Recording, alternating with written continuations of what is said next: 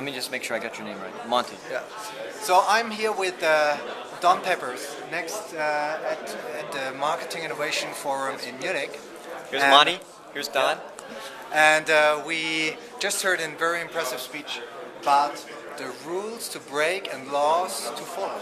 And I would like to know more about the laws to follow. Can you mention 2 or 3 Sure. and explain why they are important? Well, there are actually 12 laws to follow in our book. But let me just give you a couple of very important ones. Number 1, earn and keep the trust of your customers. What I told the people in the audience is that's like the supreme law of business success, because it's customer trust that creates real value for a business. If customers trust you, then they buy from you. They buy from you, that's profit. Another law is treat your employees the way you want your employees to treat your customers. So if you want your employees to treat customers the way they like to be treated if they were the customer, then treat your employees the way you'd like to be treated if you were an employee. And it's a very simple thing. Another rule or a law to follow is that culture will either make success or break success. Use your culture in a positive way. Every company has a culture, a corporate culture. And whether you study it or not, whether you know what yours is or not, you have one. It's how things are done around here. It's what employees do when no one is looking.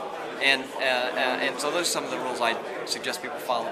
Okay, can you mention a couple of examples? So, who's a good company, like having a real customer company, I would say? In the United States, there's a direct writing insurance company called USAA, and they're ranked at the highest point in periodic surveys of financial services firms as the most trustworthy company. And first of all, they're very competent. They have extremely good technology. They've got 3 or 4 call centers that do very well with customers. But they also have a culture based on treating the customer the way you'd like to be treated if you're the customer. I am a USAA member. I once called them to get insurance on a house I'd bought, and I don't remember what. The house was like $200,000, so I said I need a $200,000 insurance policy. They said, no, you don't need all that insurance. I mean, the lot is worth $50,000, $60,000, so the structure is probably only worth $150,000. I was ready to buy more insurance than they were willing to sell me. Okay. And they could have sold me the more insurance, but what they wanted was my trust. And one of the examples I gave in the talk was Amazon, which has never been a client of ours, but almost always gets my vote as one of the most customer-centric companies in the world. I once went to Amazon to buy a book with the classic one-click ordering, because I buy 2 or 3 books a week from Amazon, and I clicked on this book so it would come to my house, and I got a warning. You already bought this book from Amazon. Do you want to buy it again? And that's acting in the customer's interest. Okay, and we are here in Munich right now, so we are in the heart of Europe in a way. What are the main differences if you look at a customer-centric company? Are there differences between Europe and US? Here people probably say you're more like doing the American way, we can't do it over here. Is that true, or are there... I know enough about Europe to know that Europe is many different countries.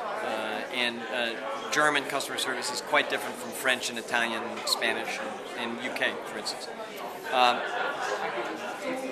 I think if there's one sort of unifying,